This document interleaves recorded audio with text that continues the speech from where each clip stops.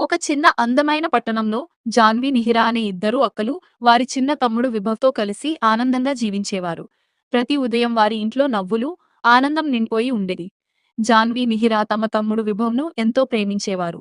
అతనితో ఆడుతూ, కొత్త విషయాలు నేర్పుతూ, ఎప్పుడూ నవ్వుతూ ఉంచేవారు. ఒక సన్నని సూర్యకిరణాల మధ్యాహ్నం వారు విభవ్‌ను పార్కు తీసుకెళ్లారు. ఆ గాలి తేలికగా వీచుతూ, ప్రపంచం ఆనందంగా అనిపించింది. ఆడుకుంటూ ఉండగా విభవ్ ఒక అందమైన సీతాకోకచిలుకను చూశాడు. దాని వెంబడి పరిగెత్తాడు. అక్కలు కాసేపు దృష్టి మళ్లించారు. జాన్వి తిరిగి చూసేసరికి విభవ్ కనిపించలేదు. వారి గుండెల్లో భయం నిండిపోయింది. వారు పార్కంతా పరిగెత్తుతూ విభవ్, విభవ్ అని పిలిచారు.